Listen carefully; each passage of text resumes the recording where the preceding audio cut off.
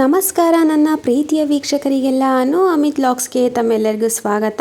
ಮಕ್ಕಳಿಗೆ ಈ ರೀತಿ ಕಾಳುಗಳನ್ನು ಕೊಟ್ಟರೆ ತಿನ್ನೋದಿಲ್ಲ ಅಲ್ವಾ. ಇವತ್ತು ತೋರಿಸುವಂತಹ ಈ ರೆಸಿಪಿನ ಒಂದ್ಸಲ ಟ್ರೈ ಮಾಡಿ ನೋಡಿ. ಮಕ್ಕಳು ಪದೇ ಪದೇ ಬೇಕು ಅಂತ ಕೇಳಿ ಮಾಡಿಸ್ಕೊಂಡು ತಿಂತಾರೆ, ಅಷ್ಟು ಟೇಸ್ಟಿಯಾಗಿರುತ್ತೆ. ಈ ರೆಸಿಪಿಯನ್ನು ಮಾರ್ನಿಂಗ್ ಬ್ರೇಕ್ಫಾಸ್ಟಿಗಾದರೂ ಮಾಡ್ಬೋದು, ಮಕ್ಕಳಿಗೆ ಲಂಚ್ ಬಾಕ್ಸಿಗಂತೂ ತುಂಬಾ ಚೆನ್ನಾಗಿರುತ್ತೆ. ಹಾಗೆ ಇದನ್ನು ಈವ್ನಿಂಗ್ ಆದರೂ ಮಾಡ್ಕೊಳ್ಬೋದು, ತುಂಬಾ ಹೆಲ್ತಿಯಾಗಿರುತ್ತೆ. ಸೊ ನಾನಿಲ್ಲಿ 1 ಬೌಲಷ್ಟು ಮೊಳಕೆ ಕಟ್ಟಿರುವಂತಹ ಹೆಸರು ಕಾಳನ್ನು ತಗೊಂಡಿದ್ದೀನಿ. ಈಗ ಮೊಳಕೆ ಕಟ್ಟಿರುವಂತಹ ಹೆಸರು ಕಾಳನ್ನು ನಾನು ಒಂದು ಮಿಕ್ಸಿ ಜಾರಿಗೆ ಹಾಕೊಳ್ತಾ ಇದ್ದೀನಿ. ಈಗ ಈ ಹೆಸರು ಕಾಳನ್ನು ನೀರು ಹಾಕ್ದಲೇ ಹಾಗೇ ರುಬ್ಕೊಳ್ಬೇಕು. ಒಂದು ಸ್ವಲ್ಪ ತರಿಯಾಗಿಯೇ ಇರಬೇಕು. ಈ ರೀತಿ ನೋಡಿ ರುಬ್ಕೊಂಡು ಬಂದಿದ್ದೀನಿ. ಈ ರೀತಿ ತರಿಯಾಗಿ ಇರಬೇಕು. ಒಂದೇ ಒಂದು ಸಲ ಮಿಕ್ಸರ್ನ ಆನ್ ಆ್ಯಂಡ್ ಆಫ್ ಮಾಡಿ ರುಬ್ಕೊಂಡ್ರೆ ಆಯಿತು.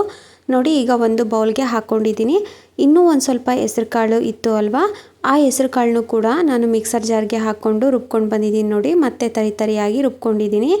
ಈಗ ಮತ್ತೆ ಬೌಲ್ಗೆ ಹಾಕ್ಕೊಳ್ತಾ ಇದ್ದೀನಿ. ಹಾಗೆ ಹೆಸರು ಕಾಳು ರುಬ್ಕೊಂಡಿದ್ದಾಯಿತು ಅಲ್ವಾ. ಇವಾಗ ಈ ರೆಸಿಪಿ ಮಾಡೋದಕ್ಕೆ ಸಣ್ಣದಾಗಿ ಮಸಾಲೆಯನ್ನು ರುಬ್ಕೊಳ್ಳೋಣ. ನಾನಿಲ್ಲಿ ಒಂದು ಮಿಕ್ಸಿ ಜಾರಿಗೆ ಎರಡು ಹಸಿಮೆಣಸಿನ್ಕಾಯಿನ ಹಾಕ್ಕೊಳ್ತಾ ಇದ್ದೀನಿ. ಹಾಗೆ 3 ಪೀಸು ಶುಂಠಿ, ಹಾಗೆ 1 ಗೆಡ್ಡೆ ಬೆಳ್ಳುಳ್ಳಿ ಸಿಪ್ಪೆ ತೆಗೆದು ಹಾಕ್ಕೊಂಡಿದ್ದೀನಿ. ಹಾಗೆ 1 ಈರುಳ್ಳಿ ಹಾಕ್ಕೊಂಡಿದ್ದೀನಿ. ಸ್ವಲ್ಪ ಕೊತ್ತಂಬರಿ ಸೊಪ್ಪು, ಒಂದು ಅರ್ಧ ಸ್ಪೂನು ಜೀರಿಗೆ, 1 ಚಿಟಿಕೆ ಅರಿಶಿನ, 2 ಪೀಸ್ ಚಕ್ಕೆ ಹಾಕ್ಕೊಂಡು ನಾನು ಸ್ವಲ್ಪ ಪೇಸ್ಟ್ ರೀತಿಯಾಗಿ ರುಬ್ಕೊಂಡು ಬರ್ತೀನಿ. ನೋಡಿ ಈ ರೀತಿ ರುಬ್ಬಿ ಇಟ್ಕೊಂಡಿದ್ದೀನಿ. ಈಗ ರುಬ್ಬಿರುವಂತಹ ಮಸಾಲೆ ಮಿಶ್ರಣನ ನಾವು ಆಲ್ರೆಡಿ ರುಬ್ಬಿ ಇಟ್ಕೊಂಡಿರುವಂತಹ ಹೆಸರು ಕಾಳಿಗೆ ಹಾಕ್ಕೊಳ್ತಾ ಇದ್ದೀನಿ. ಹಾಗೆಯೇ ಸ್ವಲ್ಪ ಹಸಿ ಕರಿಬೇವನ್ನು ಸಣ್ಣದಾಗಿ ಕಟ್ ಮಾಡಿ ಹಾಕ್ಕೊಳ್ತಾ ಇದ್ದೀನಿ.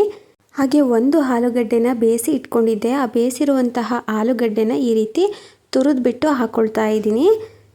ಸೊ 1 ಆಲೂಗಡ್ಡೆ ಹಾಕ್ಕೊಂಡ್ರೆ ಸಾಕಾಗುತ್ತೆ. ನಾನು ಸ್ವಲ್ಪ ದೊಡ್ಡ ಸೈಜ್ದು 1 ಆಲೂಗಡ್ಡೆನ ತೊಗೊಂಡು ಈ ರೀತಿ ಬೇಯಿಸ್ಕೊಂಡು ತುರ್ಕೊಳ್ತಾ ಇದ್ದೀನಿ. ಅಥವಾ ನೀವು ಈ ರೀತಿ ತುರಿಯೋ ಬದಲು ಹಾಗೆ ಮ್ಯಾಶ್ ಮಾಡಿ ಕೂಡ ಹಾಕ್ಕೊಳ್ಬೋದು. ಹಾಗೆ ರುಚಿಗೆ ತಕ್ಕಷ್ಟು ಉಪ್ಪು ಹಾಕ್ಬಿಟ್ಟು ನಾನು ಮಿಕ್ಸ್ ಮಾಡ್ಕೊಳ್ತಾ ಇದ್ದೀನಿ. ನೋಡಿ ಈ ರೀತಿ ಚೆನ್ನಾಗಿ ಮಿಕ್ಸ್ ಮಾಡ್ಕೊಳ್ಬೇಕು. ಹಾಗೆ 2 ಟೇಬಲ್ ಸ್ಪೂನು ಅಕ್ಕಿ ಹಿಟ್ಟನ್ನು ಹಾಕ್ಕೊಳ್ತಾ ಇದ್ದೀನಿ. ಅಕ್ಕಿ ಹಿಟ್ಟು ಹಾಕ್ಕೊಂಡ್ಬಿಟ್ಟು ಮಿಕ್ಸ್ ಮಾಡ್ಕೊಳ್ತಾ ಇದ್ದೀನಿ. ಅಕ್ಕಿ ಹಿಟ್ಟು ಯಾಕೆ ಹಾಕ್ಕೊಳ್ತಾ ಇದ್ದೀನಿ ಅಂತಂದರೆ ಸ್ವಲ್ಪ ಕ್ರಿಸ್ಪಿಯಾಗಿ ಬರಲಿ ಅಂತ ಹೇಳಿ ಅಕ್ಕಿ ಹಿಟ್ಟನ್ನು ಹಾಕ್ಕೊಳ್ತಾ ಇದ್ದೀನಿ. ನಿಮಗೆ ಕ್ರಿಸ್ಪಿಯಾಗಿ ಬೇಡ, ಸ್ವಲ್ಪ ಸಾಫ್ಟಾಗಿ ಇರಬೇಕು ಅಂತಂದರೆ ಅಕ್ಕಿ ಹಿಟ್ಟನ್ನು ಸ್ಕಿಪ್ ಮಾಡ್ಕೊಳ್ಬೋದು. ನೋಡಿ ಈ ರೀತಿ ಎಲ್ಲ ಚೆನ್ನಾಗಿ ಮಿಕ್ಸ್ ಮಾಡ್ಕೊಂಡಿದ್ದೀನಿ. ಈ ಥರ ನಾವು ಕೈಯಿಂದ ಉಂಡೆ ಕಟ್ಟಿದರೆ ಈ ರೀತಿ ಉಂಡೆ ಆಗಿ ಆಗುತ್ತೆ. ಹಾಗೆ ನಮಗೆ ಯಾವ ಶೇಪಲ್ಲಿ ಬೇಕೋ ಆ ಶೇಪಲ್ಲಿ ನಾವು ಮಾಡಿ ಇಟ್ಕೊಳ್ಬೋದು. ನಾನಿಲ್ಲಿ ರೌಂಡ್ ಶೇಪಲ್ಲಿ ಮಾಡಿ ಇಟ್ಕೊಂಡಿದ್ದೀನಿ. ಈ ಥರ ಎಲ್ಲನೂ ಇದೇ ಥರ ಮಾಡಿ ಇಟ್ಕೊಂಡ್ರೆ ನಮಗೆ ಫ್ರೈ ಮಾಡ್ಕೊಳ್ಳೋದಕ್ಕೆ ತುಂಬ ಈಸಿ ಆಗುತ್ತೆ. ಹಾಗಾಗಿ ನಾನು ಎಲ್ಲನೂ ಕೂಡ ರೌಂಡ್ ಶೇಪಲ್ಲಿ ಮಾಡಿ ಇಟ್ಕೊಂಡಿದ್ದೀನಿ ನೋಡಿ. ಸೊ ಈ ರೀತಿಯಾಗಿ ಮಾಡಿ ಇಟ್ಕೊಂಡ್ರೆ ನಮಗೆ ಫ್ರೈ ಮಾಡ್ಕೊಳ್ಳೋದಕ್ಕೆ ಈಸಿ ಆಗುತ್ತೆ. ನೋಡಿ ಈಗ ನಾನು ಎಣ್ಣೆನ ಬಿಸಿ ಮಾಡೋದಕ್ಕೆ ಇಟ್ಟಿದ್ದೀನಿ. ಎಣ್ಣೆ ಕೂಡ ಬಿಸಿಯಾಗಿದೆ. ಒಂದೊಂದಾಗಿ ಮಾಡಿಟ್ಕೊಂಡಿರೋ ಹೆಸರು ಕಾಳಿನ ಉಂಡೆಗಳನ್ನ ಹಾಕ್ಕೊಳ್ತಾ ಇದ್ದೀನಿ. ಹಾಗೆ ನಾವು ಈ ರೀತಿ ಫ್ರೈ ಮಾಡುವಾಗ ಗ್ಯಾಸು ಮೀಡಿಯಮ್ ಫ್ಲೇಮಲ್ಲೇ ಇಟ್ಕೊಂಡು ಫ್ರೈ ಮಾಡ್ಕೊಳ್ಬೇಕು. ನೋಡಿ ಈ ಥರ ಸ್ವಲ್ಪ ಫ್ರೈ ಆದಮೇಲೆ ನಾವು ಈ ಥರ ಉಲ್ಟಾ ಹಾಕ್ಕೊಂಡ್ಬಿಟ್ಟು ಫ್ರೈ ಮಾಡ್ಕೊಳ್ಬೇಕಾಗುತ್ತೆ. ಈ ರೀತಿ 2 ಸೈಡೂ ಗೋಲ್ಡನ್ ಕಲರಲ್ಲಿ ಫ್ರೈ ಮಾಡಿಕೊಂಡ್ರೆ ಆಯಿತು. ನೋಡಿ ಈ ಥರ ಫ್ರೈ ಮಾಡ್ಕೊಂಡಿದ್ದೀನಿ ನಾನು. ಈ ರೀತಿ ಗೋಲ್ಡನ್ ಕಲರ್ ಆದ ತಕ್ಷಣ ನಾನು ತೆಕ್ಕೊಂಡ್ಬಿಟ್ಟು ಒಂದು ಟಿಶ್ಯೂ ಪೇಪರ್ ಮೇಲೆ ಹಾಕ್ಕೊಂಡಿದ್ದೀನಿ. ಯಾಕಂದರೆ ಅದು ಎಣ್ಣೆನೆಲ್ಲ ಚೆನ್ನಾಗಿ ಅಬ್ಸರ್ವ್ ಮಾಡ್ಕೊಳ್ಳುತ್ತೆ ಟಿಶ್ಯೂ ಪೇಪರು. ಹಾಗಾಗಿ ಟಿಶ್ಯೂ ಪೇಪರ್ ಮೇಲೆ ಹಾಕ್ಕೊಂಡಿದ್ದೀನಿ. ಎಲ್ಲನೂ ಕೂಡ ಇದೇ ವಿಧಾನದಲ್ಲಿ ಫ್ರೈ ಮಾಡಿಕೊಂಡು ತಗೊಂಡಿದ್ದೀನಿ ನಾನು. ಸೊ ನಿಮಗೆ ಈ ರೀತಿ ಎಣ್ಣೆಯಲ್ಲಿ ಫ್ರೈ ಮಾಡೋದು ಇಷ್ಟ ಇಲ್ಲ ಅಂತಂದರೆ ನೀವು ತವಾ ಫ್ರೈ ಕೂಡ ಮಾಡ್ಕೊಳ್ಬೋದು. ತುಂಬಾ ಹೆಲ್ತಿಯಾಗಿರುತ್ತೆ ತವಾ ಫ್ರೈ.